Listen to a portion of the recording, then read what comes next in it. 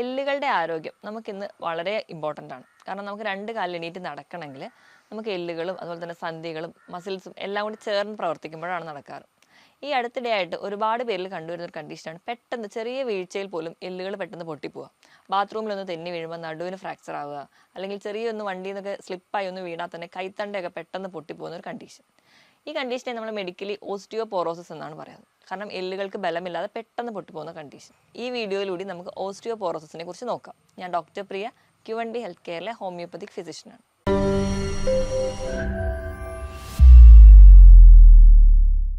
എന്താണ് osteoporosis? Osteoporosis എന്ന് പറഞ്ഞിട്ടുണ്ടെങ്കിൽ നമ്മുടെ സന്ധികളൊക്കെ ഉണ്ടാക്കിയിരിക്കുന്ന അല്ലെങ്കിൽ നമ്മുടെ എല്ലുകളൊക്കെ ഉണ്ടാക്കിയിരിക്കുന്ന കോശങ്ങൾക്ക് ഉണ്ടാവുന്ന വീക്ക്നസ്. കൂടുതലും ഈ ഒരു കോശങ്ങൾ എന്ന് പറഞ്ഞാൽ പ്രധാനമായിട്ടും കാൽസ്യം, ഫോസ്ഫറസ് പോലെയുള്ള ധാതുക്കൾ കൊണ്ടാണ് ഉണ്ടാക്കിയിരിക്കുന്നത്. അല്ലെങ്കിൽ അവരാണ് ഇവിടുത്തെ പ്രധാന ആൾക്കാർ. അപ്പം നമ്മുടെ പല കാരണം നമ്മുടെ ജീവിതശൈലിയിലുള്ള മാറ്റങ്ങൾ കൊണ്ടോ അല്ലെങ്കിൽ നമുക്ക് പല പോഷകക്കുറവ് കൊണ്ടോ പല കാരണങ്ങൾ കൊണ്ട് കൃത്യമായിട്ട് നമ്മുടെ ശരീരത്തിൽ കാൽസ്യം അല്ലെങ്കിൽ ഫോസ്ഫറസ് പോലെയുള്ള ധാതുക്കൾ എത്താതെ വരികയും അപ്പം അത് ദുർബലവരാവുകയും അത് പെട്ടെന്ന് പൊട്ടിപ്പോവുകയും ചെയ്യും. അപ്പം നോർമലി നമുക്കറിയാം, നമ്മൾ കഴിക്കുന്ന ഭക്ഷണത്തിൽ നിന്ന് പല രീതിയിൽ നമുക്ക് കാൽസ്യം കിട്ടുന്നുണ്ട്. പ്രധാനമായിട്ട് നമ്മൾ പാല്, മുട്ട ഇവയൊക്കെ കഴിക്കുമ്പോൾ നമ്മുടെ ശരീരത്തിൽ കാൽസ്യം കിട്ടും. അപ്പം നോർമലി ചെയ്യുന്നതെന്ന് വെച്ചിട്ടുണ്ടെങ്കിൽ നോർമലി നമ്മുടെ ബ്ലഡിൽ ഒരു മിനിമം കാൽസ്യം ലെവൽ വേണം. അത് മെയിൻറ്റെയിൻ ചെയ്യും. അതിൽ കൂടുതൽ കാൽസ്യം വരുമ്പം ഇത് എല്ലുകളിൽ പോയി അടിയുകയാണ് ചെയ്യുക. അതുപോലെ തന്നെ എപ്പോഴാണോ നമ്മുടെ രക്തത്തിൽ കാൽസ്യത്തിൻ്റെ ലെവൽ കുറയുക, ആ സമയം തൊട്ട് നമ്മുടെ എല്ലുകളിൽ നിന്ന് ഈ കാൽസ്യം ബ്ലഡിലേക്ക് വലിച്ചെടുക്കുകയും ചെയ്യും.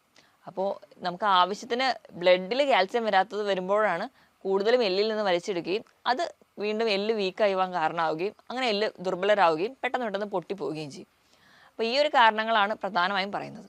ഈ എല്ലിൻ്റെ ഉള്ളിലുള്ള മജ്ജ അല്ലെങ്കിൽ മാട്രിക്സ് എന്ന് പറയുന്നത് പ്രധാനമായിട്ടും ഒരു 30 വയസ്സ് വരെയാണ് അതിൻ്റെ ഒരു കംപ്ലീറ്റ് ഡെവലപ്മെൻറ്റ് നടക്കുന്നത്. അപ്പോൾ ഈ ഒരു പ്രായത്തിൽ നമുക്ക് എന്തെങ്കിലുമൊക്കെ ഉണ്ടാകുന്നത്, അതായത് നമ്മൾ ജനിച്ചു തൊട്ട് ഒരു 30 വയസ്സ് വരെ നമുക്ക് എന്തെങ്കിലും പോഷകക്കുറവോ അല്ലെങ്കിൽ മറ്റു പല കാരണങ്ങളും മറ്റു അസുഖങ്ങൾ കൊണ്ട് കൃത്യമായിട്ടൊരു കാൽസ്യം നമ്മുടെ ശരീരത്തിൽ കിട്ടാതെ വരുന്നത് കൊണ്ടാണ് കൂടുതലായിട്ടും ഇന്ന് ഓസ്റ്റിയോപോറോസിസ് എന്ന് പറയുന്ന ഒരു കണ്ടീഷൻ ഉണ്ടാകുന്നത്. നമുക്ക് ഓസ്റ്റിയോപോറോസിസ് ഉണ്ടാവാനുള്ള കാരണങ്ങൾ എന്തൊക്കെയാണെന്ന് നോക്കാം. ഒന്നാമത് അമിതവണ്ണം തന്നെയാണ്. അമിതവണ്ണം മറ്റു പല ജീവിതശൈലി രോഗങ്ങൾക്ക് ഒരു കാരണമാകുന്നത് പോലെ തന്നെ ഓസ്റ്റിയോപോറോസിസിന് കാരണമാകുന്നുണ്ട്. കാരണം ആവശ്യത്തിന് അമിതവണ്ണം എന്ന് പറയുമ്പോൾ നമുക്ക് നല്ല ഭക്ഷണങ്ങൾ കഴിച്ചിട്ടായിരിക്കണമില്ല ഈ ഒരു അമിതവണ്ണം വന്നത്. നമ്മൾ ഹൈ കലോറി ആയിട്ടുള്ള ഒരുപാട് മധുര പലഹാരങ്ങളും പാനീയങ്ങളും ഒക്കെ കഴിച്ചിട്ടായിരിക്കും കൂടുതൽ പേർക്ക് ഈ അമിതവണ്ണം ഉണ്ടാകുന്നത്. ഇങ്ങനെ അധികമായിട്ട് ഈ ഹൈ കലോറി ഫുഡായിട്ടുള്ള മധുര പലഹാരങ്ങൾ, പാനീയങ്ങൾ, കാർബണേറ്റഡ് ആയിട്ടുള്ള ഡ്രിങ്ക്സ്, കോഫി ഇതൊക്കെ കൂടുതൽ കഴിക്കുന്ന സമയത്ത് നമ്മൾ കഴിക്കുന്ന ഭക്ഷണത്തിൽ നിന്നുള്ള കാൽസ്യം കറക്റ്റായിട്ട് നമ്മുടെ ശരീരത്തിൽ എത്താതെ ഇരിക്കുകയും കാരണം ആ ഒരു കറക്റ്റായിട്ട് കാൽസ്യം അബ്സോർപ്ഷൻ നടക്കാതെ വരികയും ചെയ്യും. അപ്പോൾ ഇങ്ങനെ ഇത് ഒരു കാരണമായതുകൊണ്ട് തന്നെ വേണ്ട രീതിയിൽ കാൽസ്യം എത്തുന്നില്ല. പിന്നെ നമ്മുടെ ജീവിതശൈലി എന്ന് പറയുമ്പോൾ നമ്മൾ കൃത്യമായിട്ട് വ്യായാമമൊന്നുമില്ല. ഇപ്പം നമ്മുടെ ഒരു വീട്ടിലെ തന്നെ ഒരു റൂമിൻ്റെ വാതിൽ നല്ലപോലെ തുറക്കുന്നില്ല, അല്ലെങ്കിൽ എന്നും ഉപയോഗിക്കാതിരുന്ന് കഴിഞ്ഞാൽ കുറച്ച് കഴിയുമ്പോൾ തുറക്കുമ്പോൾ ഒരു സൗണ്ട് കേൾക്കും. ഇതുപോലെ തന്നെയാണ് നമ്മൾ പ്രത്യേകിച്ച് ജോലിയൊന്നും ചെയ്യുന്നില്ല, ആ ഒരു സെഡൻഡറി ലൈഫാണ് നമുക്കെങ്കിൽ നമ്മൾ പതുക്കെ നമ്മുടെ ജോയിൻസ് അല്ലെങ്കിൽ നമ്മുടെ ബോണൊക്കെ ചെറിയ ഒരു അനക്കങ്ങൾ പോലും അത് ഭയങ്കര ദുർബലരാവുകയും അത് പെട്ടെന്ന് പൊട്ടിപ്പോവുകയൊക്കെ ചെയ്യും. അപ്പോൾ കൃത്യമായിട്ടൊരു വ്യായാമം ഇല്ലാത്തത്, കൃത്യമായ ഒരു ഭക്ഷണ രീതി ഇല്ലാത്തത് കൊണ്ടൊക്കെ ഒരു കാരണമാണ്. ഇതോടൊപ്പം തന്നെ നമ്മൾ കഴിച്ച ഭക്ഷണത്തിൽ നിന്ന് കാൽസ്യം, ഇപ്പം നമ്മൾ ഒരുപാട് കാൽസ്യം അടങ്ങിയ ഭക്ഷണങ്ങൾ കഴിക്കുന്നുണ്ട്, പക്ഷേ എന്താ ഡോക്ടറെ എൻ്റെ എല്ലുകൾ ഇത്ര വീക്കാവുന്നതെന്ന് പലരും ചോദിക്കാറുണ്ട്. അപ്പോൾ ഈ കഴിക്കുന്ന ഭക്ഷണത്തിൽ കാൽസ്യം ഉണ്ടായതുകൊണ്ട് മാത്രമായില്ല. നമ്മൾ കഴിക്കുന്ന ഭക്ഷണത്തിൽ നിന്ന് കാൽസ്യം അബ്സോർബ് ചെയ്ത് അത് ശരീരത്തിന് വേണ്ട രീതിയിലാക്കാൻ വേണ്ടി വൈറ്റമിൻ ഡി വേണം. അപ്പോൾ പലരും ഇന്ന് പല കാരണങ്ങൾ കൊണ്ട് വെയിലത്തിറങ്ങാതെയും കൂടുതലും ഒരു വീടിൻ്റെ ഉള്ളിൽ ഇൻഡോർ ആയിട്ടാണ് നമ്മൾ കൂടുതൽ ആക്ടിവിറ്റീസ് ഏർപ്പെടാറ്. കുട്ടികളാണെങ്കിൽ പോലും ഫുള്ളി എൻഗേജ് ചെയ്യുന്ന ഇൻഡോർ ഗെയിംസിലോട്ടാണ്. നമ്മൾ പുറത്തൊന്നും വെയിൽ കൊള്ളാത്തതിൻ്റെ ഭാഗമായിട്ട് കൃത്യമായിട്ടൊരു കാൽസ്യം മെറ്റബോളിസം കിട്ടുന്നില്ല. അതുവഴി നമുക്ക് കാൽസ്യത്തിൻ്റെ ഡെഫിഷ്യൻസി ഉണ്ടാവാം. ഇതോടൊപ്പം തന്നെ നമ്മൾ പ്രായമാകുമ്പോൾ നമ്മുടെ ശരീരത്തിലെ എല്ലാ കോശങ്ങളും അതോടൊപ്പം തന്നെ പ്രായമായിക്കൊണ്ട് വരിക. അപ്പോൾ അവർക്കുണ്ടാകുന്ന നോർമൽ ആക്ടിവിറ്റീസ് അല്ലെങ്കിൽ നോർമലായിട്ട് ചെയ്യാൻ പറ്റുന്ന പല ഫംഗ്ഷൻസും കൃത്യമായി നടക്കാതെ വരികയും അതുവഴി നമുക്ക് ഈ ഓസ്റ്റിയോപോറോസിസ് ഉണ്ടാവാം. അതുപോലെ തന്നെ സ്ത്രീകളുടെ കേസ് എടുക്കുകയാണെങ്കിൽ ഞാൻ ആദ്യമേ പറഞ്ഞു, ആർത്തവ വിരാമത്തോടു കൂടിയാണ് കൂടുതലും സ്ത്രീകളിൽ ഓസ്റ്റിയോപോറോസിസ് കാണുന്നത്. കാരണം പീരീഡ്സ് നിൽക്കുന്നതോടെ നമ്മുടെ ശരീരത്തിൽ ഈസ്ട്രോജൻ എന്ന് പറയുന്ന ഒരു ഹോർമോണിൻ്റെ അഭാവം വരികയും അപ്പോൾ കറക്റ്റായിട്ട് നമ്മൾ കാൽസ്യം അടങ്ങിയ ഭക്ഷണം കഴിച്ചാൽ പോലും കറക്റ്റായിട്ട് ഒരു മെറ്റബോളിസം നടക്കാതെ വരികയും അതുവഴി അവർക്കൊരു കാൽസ്യം ഡെഫിഷ്യൻസി വരുന്നു. അത് നമുക്ക് ഓസ്റ്റിയോപോറോസിസിലോട്ട് പോകുന്നുണ്ട്. ചില അസുഖങ്ങൾ കാരണമാണ്, ഇപ്പോൾ ഹൈപ്പർ തൈറോയിഡിസം പോലെയുള്ള കണ്ടീഷൻസ് കൊണ്ട് വരാറുണ്ട്. അതല്ലാതെ തന്നെ ചില കിഡ്നി രോഗങ്ങൾ കൊണ്ട് കിഡ്നി രോഗങ്ങൾ ഉണ്ടാകുമ്പോൾ അവിടെ ഈ പറഞ്ഞ പോലെ ഒരു വൈറ്റമിൻ ഡിയുടെ ഒരു അഭാവം വരുന്നുണ്ട്. അതോടൊപ്പം തന്നെ കാൽസ്യം ഡെഫിഷ്യൻസി വന്നിട്ട് കിഡ്നി രോഗങ്ങളുള്ളവർക്കും ഈ ഒരു കാൽസ്യത്തിൻ്റെ അഭാവം വന്ന് ഓസ്റ്റിയോപോറോസിസ് കാണാറുണ്ട്. ഇതൊക്കെയാണ് പ്രധാനപ്പെട്ട കാര്യങ്ങൾ. ഇതല്ലാതെ തന്നെ മദ്യപാനം, പുകവലി പോലെയുള്ള ശീലങ്ങളുള്ളവരാണെങ്കിൽ ഈ ഒരു ശീലങ്ങളൊക്കെ ഉണ്ടെങ്കിൽ നമ്മുടെ ശരീരത്തിൽ എപ്പോഴും ഒരു ടോക്സിക് സബ്സ്റ്റൻസ് ആണ് ഉണ്ടാവുക. അവർ കൃത്യമായിട്ട് നമുക്ക് വേണ്ട വസ്തുക്കളൊന്നും അബ്സോർബ് ചെയ്യാൻ അനുവദിക്കാതെ വരികയും അതിൻ്റെ ഭാഗമായിട്ട് കാൽസ്യം ഡെഫിഷ്യൻസി വരാറുണ്ട്. ഇപ്പോൾ ഈ ഓസ്റ്റിയോപോറോസിസ് അല്ലെങ്കിൽ കാൽസ്യം ഡെഫിഷ്യൻസി പ്രധാനമായിട്ടും പ്രൈമറി ആയിട്ടും സെക്കൻഡറി ആയിട്ടും നമുക്ക് ഡിവൈഡ് ചെയ്ത് പറയാം. പ്രൈമറി എന്ന് പറഞ്ഞു കഴിഞ്ഞാൽ നമ്മുടേതായ ചില തെറ്റുകൾ കൊണ്ട് അല്ലെങ്കിൽ അങ്ങനെ ഒരു ബേസിക് കോസ്, ഇപ്പം അമിതവണ്ണമുള്ളവരാണെങ്കിൽ അല്ലെങ്കിൽ അവരുടെ ഫുഡ് ഹാബിറ്റുകൾ കൊണ്ടോ ഈ ഒരു കാരണങ്ങൾ കൊണ്ടാണ് അവർക്ക് കാൽസ്യം ഡെഫിഷ്യൻസി വരുന്നതെങ്കിൽ നമ്മൾ അതിനെ പ്രൈമറി എന്നാണ് പറയാറ്. അപ്പോൾ സെക്കൻഡറി എന്ന് പറഞ്ഞാൽ ചില കണ്ടീഷൻസ് ഉണ്ട്. ചില ക്യാൻസർ രോഗങ്ങളോ അല്ലെങ്കിൽ കിഡ്നി ഡിസീസ്, കുഷൻസ് ഡിസീസ്, അങ്ങനെ പല കിഡ്നി രോഗങ്ങളുടെ ഭാഗമായിട്ട് അവർക്ക് കാൽസ്യം ഡെഫിഷ്യൻസി വരുന്നു. ചില മെഡിസിൻസ്, ഇപ്പോൾ കീമോതെറാപ്പി ഒക്കെ കഴിഞ്ഞ് ചില മെഡിസിൻസ് ഒക്കെ എടുക്കുന്നവർക്ക് അതിൻ്റെ ഭാഗമായിട്ട് വരികയാണെങ്കിൽ നമ്മൾ അതിന് സെക്കൻഡറി എന്നാണ് പറയാറ്. ഇങ്ങനെ പ്രധാനമായിട്ടും നമ്മൾ രണ്ടായിട്ട് ഡിവൈഡ് ചെയ്തിട്ടാണ് കൂടുതലും ഓസ്റ്റിയോപൊറോസിസിൽ ഉണ്ടാകുന്ന കാൽസ്യം ഡെഫിഷ്യൻസിനെ പറയാറ്. ഇനിയിപ്പം എന്തുകൊണ്ടാണ് അല്ലെങ്കിൽ ഈ കാരണങ്ങൾ കൊണ്ടൊക്കെയാണ് എന്ന് നമ്മൾ തിരിച്ചറിഞ്ഞു. എന്താണ് അവർ കാണിക്കുന്ന ലക്ഷണങ്ങളെന്ന് നോക്കാം. നമ്മുടെ ഇടയിൽ തന്നെ പലർക്കും ചിലപ്പോൾ കാൽസ്യം ഡെഫിഷ്യൻസി ഉണ്ടാവും, പക്ഷെ നമ്മളത് അറിയാറില്ല. ചിലപ്പോൾ നമ്മളൊന്ന് വീണ് കൈൻ്റെ എല്ലൊക്കെ പൊട്ടുക, അല്ലെങ്കിൽ ഇങ്ങനെ അത് 1-2-3 തവണ അത് റിപ്പീറ്റ് ആകുമ്പോഴായിരിക്കും നമ്മൾ ബ്ലഡ് കാൽസ്യം ലെവലൊക്കെ നോക്കുക, അല്ലെങ്കിൽ ബോണ്ട് ഡെൻസിറ്റി ഒക്കെ നമ്മൾ നോക്കാറ്. അപ്പം അതിന് മുൻപ് തന്നെ ചിലപ്പോൾ നമ്മുടെ ശരീരം തന്നെ ഒരുപാട് ലക്ഷണങ്ങൾ കാണിക്കാറുണ്ട്. ഇപ്പോൾ കാൽസ്യം ഡെഫിഷ്യൻസി ഉള്ള ഒരാൾക്കാണെങ്കിൽ അല്ലെങ്കിൽ ആ ബോണുകളൊക്കെ വീക്കായിട്ടുള്ള ഒരാളാണെങ്കിൽ അവർക്ക് പൊതുവേ എന്തെങ്കിലും വസ്തുക്കൾ എടുക്കണമെങ്കിൽ ആ ഒരു കൈക്ക് ബലമില്ലാത്ത പോലെ തോന്നാറുണ്ട്. ഭയങ്കര ഒരു ക്ഷീണം, മൊത്തത്തിൽ നമ്മുടെ ശരീരത്തിന് ഒരു ക്ഷീണം, ഒരു ഉന്മേഷക്കുറവ്, ഒരു ജോലിയിലൊന്നും ഏർപ്പെടാൻ താല്പര്യമില്ല, ഉറക്കത്തിന് പറ്റുന്നില്ല, പക്ഷേ ഭയങ്കര ക്ഷീണമായിരിക്കും. ഈ ഒരു ലക്ഷണങ്ങളൊക്കെ ആദ്യമേ കാണിക്കും. അതോടൊപ്പം തന്നെ അവരുടെ എല്ലുകളും പല്ലുകളും ഒക്കെ ഭയങ്കര വീക്കായിരിക്കും. എല്ല് പല്ലും നഖവും ഒക്കെ ഉണ്ടാക്കിയിരിക്കുന്നത് കാൽസ്യം കൊണ്ടാണ്. അപ്പം നഖത്തിലൊക്കെ നോക്കിയാൽ വിണ്ട് കീറൽ കാണാം, നഖം പെട്ടെന്ന് പൊട്ടിപ്പോകുന്നതായിട്ട് കാണാറുണ്ട്. കുട്ടികളുടെയൊക്കെ ഒരു കേസിലാണെങ്കിൽ ചിലപ്പം ആ ഒരു കൃത്യമായിട്ട് കാൽസ്യം അടങ്ങിയ ഭക്ഷണങ്ങൾ കഴിക്കാത്ത കുട്ടികളാണെങ്കിൽ അവർക്ക് ആ ഒരു വിളർച്ചയോടൊപ്പം തന്നെ അവർക്ക് നഖം പെട്ടെന്ന് പൊട്ടിപ്പോവുക, നഖത്തിൽ ഡിസ്കളറേഷൻ, നഖം വിണ്ട് കീറുക പോലെയുള്ള ലക്ഷണങ്ങൾ ആദ്യമേ കാണിക്കാറുണ്ട്. അതോടൊപ്പം തന്നെ മസിൽസിന് ഭയങ്കര പെയിൻ പറയാറുണ്ട്. സന്ധികൾക്ക് വേദന, ചിലപ്പോൾ പല സന്ധി വേദന അല്ലെങ്കിൽ ജോയിൻറ്റ് പെയിനും നമ്മൾ സന്ധിവാതമാണ് അല്ലെങ്കിൽ വാതരോഗങ്ങളാണ് എന്ന് വിചാരിച്ച് നോക്കുമ്പോൾ ചിലപ്പോൾ അവിടെ കാൽസ്യം ഡെഫിഷ്യൻസി ആയിരിക്കും. അപ്പോൾ നമ്മൾ കാൽസ്യം അടങ്ങിയ ഭക്ഷണം കൊടുക്കുകയോ അല്ലെങ്കിൽ കാൽസ്യം സപ്ലിമെൻറ്റ്സ് തന്നെ കഴിക്കുകയാണെങ്കിൽ ഒരു പരിധി വരെ കുറയ്ക്കാൻ പറ്റും. അപ്പം കൂടുതലും ഈ ഒരു ക്ഷീണം, കഴുത്തിനുണ്ടാവുന്ന വേദന, പിന്നെ ഈ എല്ലുകൾ പെട്ടെന്ന് പൊട്ടിപ്പോകുന്നതോടൊപ്പം എല്ലുകൾക്ക് പെട്ടെന്ന് തേയ്മാനം വരാറുണ്ട്. അപ്പോൾ തേയ്മാനം വരുമ്പോൾ നമ്മുടെ നടുവിൻ്റെ ഇടയിലുള്ള കശേരുകളുടെ ഇടയിൽ കാണുന്ന ഡിസ്കുകൾക്ക് തേയ്മാനം വരും. ഒരു 1/2 ഇഞ്ച് വരെ ആ ഒരു ഡിസ്കുകൾ തേഞ്ഞു പോകാമെന്നാണ് പറയുന്നത്. അതിൻ്റെ ഭാഗമായിട്ട് ചെറിയ രീതിയിലൊക്കെ നമുക്ക് പൊക്കക്കുറവ് കാണാറുണ്ട്. ഇതൊക്കെയാണ് പ്രധാനമായി കാണാറ്. കഴുത്ത് വേദന അല്ലെങ്കിൽ നടുവേദന, അതുപോലെ തന്നെ കാലിന് കഴപ്പ്, കാലിന് വേദന, മുട്ടുവേദന, ഇങ്ങനെ പല ജോയിൻറ്റ് പെയിൻ ആണ് കൂടുതലും ഈ ഒരു ആൾക്കാർ പറയാറ്. അപ്പം നമ്മളെപ്പോഴും അതൊരു എണ്ണയിട്ടോ അല്ലെങ്കിൽ തൈലം ഇട്ടൊക്കെ മാനേജ് ചെയ്യാൻ നോക്കും, അല്ലെങ്കിൽ ആ ഒരു ജോയിൻറ്റ് പെയിൻ എന്ന കാറ്റഗറിയിൽ മാത്രം കാണാറുണ്ട്. പക്ഷേ ഇവിടെ പ്രധാന കാരണം എന്ന് പറഞ്ഞാൽ കാൽസ്യം ഡെഫിഷ്യൻസി ആയിരിക്കും. അപ്പോൾ കാൽസ്യം കറക്റ്റ് ചെയ്ത് കഴിഞ്ഞാൽ ഒരു പരിധിവരെ നമുക്ക് ഈ കണ്ടീഷൻസ് കൺട്രോൾ ചെയ്യാൻ പറ്റും. ഈ ഓസ്റ്റിയോപോറോസിസ് എന്ന് പറയുന്ന കണ്ടീഷനും ഒരു പരിധി വരെ ജനറ്റിക് ആയിട്ടുള്ള റിലേഷൻ ഉണ്ട്. അപ്പോൾ അതുകൊണ്ട് തന്നെ നമ്മുടെ വീട്ടിൽ ആർക്കെങ്കിലും അച്ഛനും അമ്മയ്ക്കൊക്കെ ഉണ്ടെങ്കിൽ നമ്മളെപ്പോഴും അതിനെക്കുറിച്ചൊരു ബിവെയർ ആയിരിക്കണം. അല്ലെങ്കിൽ നമ്മൾ കഴിക്കുന്ന ഭക്ഷണം അത് കാൽസ്യം അടങ്ങിയിട്ടാണ് അല്ലെങ്കിൽ കൃത്യമായിട്ട് അബ്സോർബ് ചെയ്യുന്നതെന്ന് ഉറപ്പ് വരുത്തണം. ഇപ്പോൾ രാവിലെ എണീക്കുമ്പോഴേ ചിലപ്പോൾ ചില ആൾക്കാർക്ക് സന്ധിവേദന പറയാറുണ്ട്. അതുപോലെ തന്നെ നെഞ്ചിൻ്റെ ഭാഗത്ത് വേദന, ഭയങ്കര ജോയിൻറ്റ് പെയിനും, പേശികൾക്ക് വേദന, ചെറിയ കൂനൽ അനുഭവപ്പെടുക, നമുക്ക് നിവർന്ന് നിൽക്കാൻ പറ്റുന്നില്ല, നമ്മുടെ കാലുകൾക്ക് അല്ലെങ്കിൽ മുട്ടുകൾക്കൊരു വളവ് തോന്നുക, കാൽപാദങ്ങൾക്കൊരു വളവ്, ഇങ്ങനത്തെ കംപ്ലയിൻസ് ഒക്കെ കാണിക്കുന്നത് ചിലപ്പോൾ ഒരു പക്ഷേ നിങ്ങൾക്ക് നാളെ ഓസ്റ്റിയോപോറോസിസ് വരുന്നതിന് മുൻപുള്ള ലക്ഷണങ്ങളായിരിക്കും.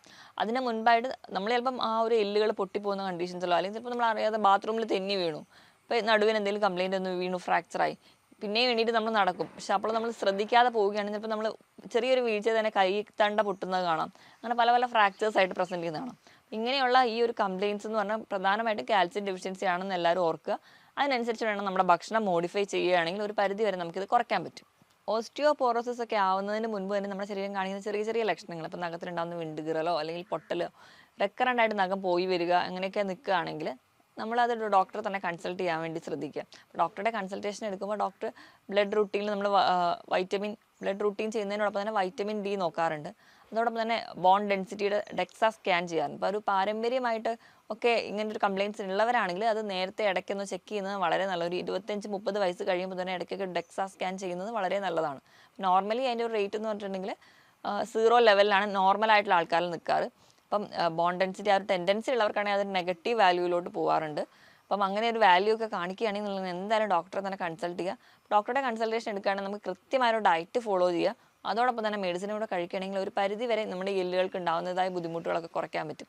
പിന്നെ എക്സ്റേ ഒക്കെ എടുക്കുകയാണെങ്കിൽ നമുക്ക് ഒരു പരിധി വരെ എല്ലിൻ്റെ തേയ്മാനോ അല്ലെങ്കിൽ എല്ലിലുണ്ടാകുന്നതായ ചെറിയ മാറ്റങ്ങളും കണ്ടുപിടിക്കാൻ പറ്റും.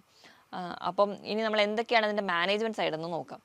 ഏറ്റവും ആദ്യം നമ്മൾ ഭക്ഷണത്തിൽ എന്തൊക്കെ മാറ്റം വരുത്തണം എന്നാണ് ആദ്യം തന്നെ നോക്കേണ്ടത്. നമുക്ക് എല്ലാവർക്കും അറിയാം കാൽസ്യം കുറയുക അല്ലെങ്കിൽ കാൽസ്യം വേണമെന്ന് പറയുമ്പോൾ നമ്മൾ ആദ്യമേ പറയുന്നത് പാലും മുട്ടയും കഴിച്ചാൽ മതി, അതങ്ങ് മാറിക്കോളും, അല്ലെങ്കിൽ കാൽസ്യം ഡെഫിഷ്യൻസി ഒക്കെ മാറിക്കോളും. പക്ഷെ നമ്മൾ ഓർക്കേണ്ടത് ഒരു ദിവസം നമുക്ക് വേണ്ട കാൽസ്യം ലെവൽ എന്ന് പറഞ്ഞാൽ 1 ഗ്രാമാണ്. അപ്പം നമ്മളൊരു ഗ്ലാസ് പാൽ കുടിച്ചു കഴിഞ്ഞാൽ അതിനകത്ത് 100 മില്ലിഗ്രാം മാത്രമേ പാലിൽ നിന്ന് കിട്ടുന്നുള്ളൂ. അപ്പം നമുക്ക് 1 ഗ്രാം വേണ്ടടുത്ത് ഒരു ഗ്ലാസ് പാൽ കുടിച്ചു കഴിഞ്ഞാൽ ഒരിക്കലും ആ ഒരു കാൽസ്യം ഡെഫിഷ്യൻസി മാറില്ല. അപ്പോൾ നമുക്കത് കൃത്യമായിട്ട് മാറണമെങ്കിൽ നമ്മൾ ഒരു ദിവസം ഒരു 1-1.5 ലിറ്ററോളം പാൽ കുടിക്കണം. അതെന്തായാലും നമുക്ക് പോസിബിൾ അല്ലാത്തത് കൊണ്ടും അല്ലെങ്കിൽ അത് കഴിച്ച് കഴിഞ്ഞാൽ നമുക്ക് മറ്റു ഗുണങ്ങളൊന്നും കിട്ടുന്നില്ലാത്തത് കൊണ്ടും പാല് മാത്രം കൊണ്ട് നമുക്ക് കാൽസ്യം ഡെഫിഷ്യൻസി മാറില്ല. പാലിനോടൊപ്പം തന്നെ അല്ല അതിനേക്കാളും കൂടുതൽ കാൽസ്യം റിച്ച് ആയിട്ടുള്ള പല ഭക്ഷണങ്ങളും നമ്മുടെ ഇടയിലുണ്ട്. പക്ഷെ നമ്മളത് വേണ്ട രീതിയിൽ കഴിക്കാത്തതുകൊണ്ടാണ് നമുക്ക് ഈ ഒരു ഡെഫിഷ്യൻസി വരുന്നത്. പാല് നിങ്ങൾക്ക് കഴിക്കാം. ഇപ്പോൾ മുട്ട കഴിക്കുകയാണെങ്കിൽ ഒരു 100 ഗ്രാം മുട്ട എടുക്കാൻ അതിനകത്ത് 50 മില്ലിഗ്രാം മാത്രമാണ് കാൽസ്യം അടങ്ങിയിട്ടുള്ളത്. അപ്പോൾ നിങ്ങൾ പാലും മുട്ടയൊക്കെ കഴിക്കുന്നതിനോടൊപ്പം തന്നെ നിങ്ങൾ വളരെ പ്രധാനമായിട്ട് ധാന്യങ്ങൾ കഴിക്കേണ്ട ഒന്നാണ് റാഗി അല്ലെങ്കിൽ മുത്താറി. അതിൽ ഭയങ്കരമായിട്ട് കാൽസ്യം അയൺ ഒക്കെ റിച്ച് ആണ്. അതുകൊണ്ട് തന്നെയാണ് നമ്മൾ 6 മാസം അല്ലെങ്കിൽ ഫീഡിങ് ടൈം തുടങ്ങുമ്പോൾ തന്നെ കുട്ടികൾക്ക് ആ ഒരു റാഗി കൊടുക്കുന്നത്. കാരണം അതിൽ ഒരു 100 ഗ്രാമൊക്കെ എടുക്കുകയാണെങ്കിൽ ഒരു 340 മില്ലിഗ്രാമോളം അതിൽ കാൽസ്യം ഉണ്ട്. അപ്പോൾ ആ ഒരു ഏജ് തൊട്ടേ നമ്മളത് ആ ഒരു ടൈം തൊട്ടേ നമ്മളത് ഫീഡ് ചെയ്യുന്നുണ്ടെങ്കിൽ അത് കാൽസ്യം നമുക്ക് അത്രയും ഇമ്പോർട്ടൻ്റ് ആണ് നമ്മുടെ എല്ലുകളുടെയും പല്ലുകളുടെയും ഒക്കെ വളർച്ചയ്ക്ക് വേണ്ടിയിട്ട്. അപ്പം ഇതോടൊപ്പം തന്നെ ഇലക്കറികൾ കഴിക്കുന്നത് വളരെ നല്ലതാണ്. ഇലക്കറികൾ എന്ന് പറയുമ്പോൾ നമുക്ക് മുരിങ്ങയില, ചീരയിലയിൽ തന്നെ പൊന്നാങ്കണ്ണി ചീര, അഗസ്ത്യ ചീര, സ്വർണ്ണച്ചീര, അങ്ങനെ പല ചീരകളും പല ഇലക്കകളും കിട്ടാറുണ്ട്. ഇവയെല്ലാം നിങ്ങൾ തോരൻ വെച്ച് കഴിക്കുക. മാറി മാറി നിങ്ങൾക്ക് അത് കഴിക്കുന്നത് നിങ്ങൾക്ക് നല്ല രീതിയിൽ കാൽസ്യം ലെവൽ കൂടാൻ വേണ്ടി സഹായിക്കും. നമ്മളെ വീട്ടിലുള്ള കറിവേപ്പില, നമ്മൾ കറികളൊക്കെ ആണെങ്കിലും അത് എടുത്ത് പുറത്ത് കളയുന്ന കറിവേപ്പില പോലും കാൽസ്യം റിച്ച്ഡ് ആണ്. അപ്പം നമ്മൾ കഴിക്കുന്നില്ല, കുട്ടികളത് കഴിക്കാൻ മടിയാണെങ്കിൽ നമ്മൾ കറികളൊക്കെ അത് അരച്ച് ചേർക്കുകയാണെങ്കിൽ ഒരു പരിധി വരെ നമുക്കത് ശരീരത്തിൽ എത്തുകയും നമ്മൾ വീട്ടിൽ അതുപോലെ തന്നെ മല്ലിയില ഇതിലൊക്കെ കാൽസ്യം റിച്ച്ഡ് ആണ്. അപ്പോൾ ഇതൊക്കെ കുറച്ച് അരച്ച് ചേർത്ത് കഴിക്കുകയാണെങ്കിൽ ഒരു പരിധി വരെ നമുക്ക് കാൽസ്യം ഡെഫിഷ്യൻസി കൺട്രോൾ ചെയ്യാൻ പറ്റും. ഇനി ഇതോടൊപ്പം തന്നെ ചെറിയ മത്സ്യങ്ങൾ, മത്തി അല്ലെങ്കിൽ നെത്തോലി പോലെയുള്ള ചെറിയ ചെറിയ മത്സ്യങ്ങൾ കഴിക്കണമെങ്കിൽ അതിൽ നിന്ന് കാൽസ്യം കിട്ടും. ഇപ്പം നട്ട്സിൻ്റെ കേസ് എടുക്കുകയാണെങ്കിൽ ബദാം, നിലക്കടല, വാൽനട്ട്, കശുവണ്ടി ഇതിലൊക്കെ കാൽസ്യം അടങ്ങിയിട്ടുണ്ട്. അപ്പോൾ ഇതിൽ നിന്നൊക്കെ നമുക്ക് കിട്ടാൻ ചാൻസ് ഉണ്ട്. അപ്പം പാലും മുട്ടയും മാത്രമായി കൺട്രോൾ ചെയ്യാതെ ഇവയെല്ലാം നിങ്ങൾ കഴിക്കാൻ വേണ്ടി ശ്രദ്ധിക്കണം. അതോടൊപ്പം തന്നെ ഫ്രൂട്ട്സിലും ധാരാളം കാൽസ്യം അടങ്ങിയ ഫ്രൂട്ട്സ് ഉണ്ട്. നമ്മുടെ നാട്ടിലെ കാണുന്ന മൾബറി, ഇതിലൊരു 39 മില്ലിഗ്രാമെങ്കിലും അതിൽ കാൽസ്യം അടങ്ങിയിട്ടുണ്ട്. അപ്പോൾ ഫ്രൂട്ട്സിൽ ഏറ്റവും കൂടുതലായിട്ട് പറയുന്നത് മൾബറിയിലാണ്. പേരയ്ക്ക, പപ്പായ ഇവയിലെല്ലാത്തിലും കാൽസ്യം അടങ്ങിയിട്ടുണ്ട്. ചെറിയ ശതമാനമാണെങ്കിലും നമ്മൾ കുറച്ച് കഴിക്കുകയാണെങ്കിൽ അതിൽ നമുക്ക് ശരീരത്തിൽ ഒരു പരിധി വരെ കാൽസ്യം കിട്ടുന്നുണ്ട്. അപ്പോൾ ഏറ്റവും നല്ലതായിട്ട് നമ്മൾ തിരഞ്ഞെടുത്ത് കൊടുക്കേണ്ടതെന്ന് വെച്ചിട്ടുണ്ടെങ്കിൽ കുട്ടികൾക്ക് എല്ലാവർക്കും ഒരു ചെറിയ പ്രായത്തിൽ തന്നെ റാഗി ശീലിപ്പിക്കാൻ നോക്കുക. അപ്പോൾ റാഗി കുറുക്കായിട്ട് കഴിക്കാൻ ബുദ്ധിമുട്ടുള്ള കുട്ടികളാണെങ്കിൽ നമുക്ക് പൊടിച്ചിട്ട് അത് ബാക്കി നമ്മൾ പുട്ടുണ്ടാക്കുന്നതിൻ്റെ കൂടെ ആഡ് ചെയ്ത് കൊടുക്കുക, അല്ലെങ്കിൽ ദോശ ഉണ്ടാക്കുമ്പോൾ ആ മാവിൻ്റെ കൂടെ റാഗിയുടെ പൊടി ആഡ് ചെയ്ത് കഴിക്കുക. അപ്പോൾ അങ്ങനെയൊക്കെ ചിലപ്പോൾ പല രീതിയിൽ റാഗി എത്തുകയും അപ്പോൾ നമുക്ക് അയണും അതോടൊപ്പം തന്നെ കാൽസ്യം ഡെഫിഷ്യൻസി ഒരു പരിധി വരെ നമുക്ക് കുറയ്ക്കാൻ പറ്റും. ഈ പറഞ്ഞ ഭക്ഷണത്തിനോടൊപ്പം തന്നെ നിങ്ങൾക്ക് മുതിര അതുപോലെ തന്നെ പാലിൻ്റെ ഉൽപ്പന്നങ്ങളായിട്ടുള്ള ചീസ്, തൈര് ഇവയൊക്കെ നിങ്ങൾക്ക് കാൽസ്യം റിച്ച് ആണ്. ഇതൊക്കെ നിങ്ങൾ സ്ഥിരമായിട്ട് കഴിക്കുകയാണെങ്കിൽ നമുക്ക് ഒരു ചെറുപ്പം മുതൽ ഇതൊക്കെ നമ്മൾ കൊടുക്കുകയാണെങ്കിൽ ഒരു 30 വയസ്സ് വരെയാണ് നമ്മുടെ എല്ല് ഒരു ബോണ്ട് മാട്രസ് ഫോം ചെയ്യുന്നത്. അപ്പോൾ ആ ഒരു ടൈമിൽ നിങ്ങൾക്ക് കൃത്യമായിട്ട് എത്തുകയാണെങ്കിൽ ഒരു പരിധി വരെ നിങ്ങൾക്ക് കാൽസ്യം ഡെഫിഷ്യൻസി കുറയ്ക്കാൻ പറ്റും. ഇനി ഇതോടൊപ്പം തന്നെ ചെറിയ മത്സ്യങ്ങൾ, നട്ട്സ് ഒക്കെ കഴിക്കുകയാണെങ്കിലും ഒരു പരിധി വരെ നിങ്ങൾക്ക് കാൽസ്യം ഡെഫിഷ്യൻസി കുറയ്ക്കാൻ പറ്റും. ഇനി നമ്മൾ കാൽസ്യം അടങ്ങിയ ഭക്ഷണം മാത്രം കഴിച്ചതുകൊണ്ട് കൃത്യമായിട്ട് ഇതിൻ്റെ ഒരു അബ്സോർഷൻ നടക്കണമെന്നില്ല. അതിനോടൊപ്പം തന്നെ നമുക്ക് വൈറ്റമിൻ ഡി വളരെ അത്യാവശ്യമാണ്. അപ്പം ഒരു ദിവസമെങ്കിലും നിങ്ങളൊരു 10 മിനിറ്റെങ്കിലും അതിന് വേണ്ടി ടൈം സ്പെൻഡ് ചെയ്യാം. ഒരു രാവിലെ 10 മണി തൊട്ട് ഒരു ഉച്ചയ്ക്ക് 1 മണി വരെയുള്ള വെയിൽ ഒരു 10 മിനിറ്റെങ്കിലും നമ്മുടെ സ്കിന്നിൽ വീഴത്തക്ക രീതിയിൽ തന്നെ നമ്മൾ കൊള്ളുകയാണെങ്കിൽ ഒരു പരിധി വരെ നമുക്ക് വൈറ്റമിൻ ഡിയുടെ ഡെഫിഷ്യൻസി കുറയാൻ പറ്റും. അതോടൊപ്പം തന്നെ നമ്മുടെ കാൽസ്യം മെറ്റബോളിസം കൃത്യമായിട്ട് നടക്കും. ഇതാണ് നമുക്ക് ബേസിക്കായിട്ട് നമ്മുടെ ലൈഫ് സ്റ്റൈലിൽ വരുത്തേണ്ട മാറ്റങ്ങൾ. ഇതോടൊപ്പം തന്നെ നമ്മൾ എക്സസൈസ് കൃത്യമായിട്ട് ചെയ്യണം. കാരണം നമ്മുടെ ജോയിൻറ്റ്സ് അല്ലെങ്കിൽ നമ്മുടെ എല്ലുകൾക്ക് ബലം വരണമെങ്കിൽ നമ്മൾ എന്തെങ്കിലും വ്യായാമം കൂടി ചെയ്താലേ കാര്യമുള്ളൂ. അപ്പോൾ നമുക്ക് സൈക്ലിങ്ങും സ്വിമ്മിങ് ആണ് ഏറ്റവും നല്ല എല്ലുകൾക്ക് ബലം കൊടുക്കാൻ പറ്റുന്ന എക്സസൈസ്. പിന്നെ നമുക്ക് അങ്ങനെ എന്തെങ്കിലും ഒരു ബുദ്ധിമുട്ടുകളുള്ളവരാണെങ്കിൽ നിങ്ങൾക്ക് ചെറിയ രീതിയിലൊക്കെ നിരപ്പായ സ്ഥലത്തോട്ട് നടക്കുക അല്ലെങ്കിൽ മറ്റ് എറോബിക് എക്സസൈസുകൾ ചെയ്യുകയാണെങ്കിൽ ഒരു പരിധി വരെ നമുക്ക് എല്ലുകളുടെ ബലം കൂട്ടാൻ പറ്റും. ഇനിയിപ്പോൾ സ്ത്രീകൾക്കാണ് ഇത് കംപ്ലൈൻറ്റ് കൂടുതലായിട്ട് വരുന്നത്, അതുപോലെ തന്നെ പീരീഡ്സിന് ശേഷമാണെന്ന് പറഞ്ഞല്ലോ. അപ്പം ആ ഒരു ഈസ്ട്രോജൻ ഡെഫിഷ്യൻസി ഉള്ളവരാണെങ്കിൽ അതുകൂടി പ്രോപ്പർ ചെയ്യാൻ വേണ്ടിയിട്ട് നിങ്ങൾക്ക് ചേന, സോയാബീൻ പോലെയുള്ള ഈസ്ട്രോജൻ കണ്ടന്റ് ആയിട്ടുള്ള ഭക്ഷണങ്ങൾ കഴിക്കാവുന്നതാണ്. അപ്പോൾ നിങ്ങൾക്ക് ഒരു പരിധി വരെ നിങ്ങളുടെ ശരീരത്തിൽ ലോസ് ഉണ്ടായിട്ടുള്ള ഈസ്ട്രോജൻ്റെ ലെവൽ നിങ്ങൾക്ക് ഒരു പരിധി വരെ മെയിൻറ്റെയിൻ ചെയ്യാൻ പറ്റും. അതുവഴി നമുക്ക് കാൽസ്യം മെറ്റബോളിസം കൃത്യമായിട്ട് നടത്താനും പറ്റും. ഈ ഭക്ഷണങ്ങളൊക്കെ നിങ്ങൾ കൃത്യമായിട്ട് കഴിക്കുക, കൃത്യമായിട്ട് വ്യായാമം ചെയ്യുക, കൃത്യസമയത്ത് കിടന്നുറങ്ങാനും എണീക്കാനും ശീലിക്കുക. അതോടൊപ്പം തന്നെ ആവശ്യത്തിന് വെള്ളം കൂടി കുടിക്കുകയാണെങ്കിൽ ഒരു പരിധി വരെ നമുക്ക് ഈ എല്ലുകളുടെ ആരോഗ്യമൊക്കെ മെച്ചപ്പെടുത്താം. ഓസ്റ്റിയോപോറോസിസ് പോലെയുള്ള കണ്ടീഷൻസ് കംപ്ലീറ്റ് ആയിട്ട് മാറ്റാനും പറ്റും.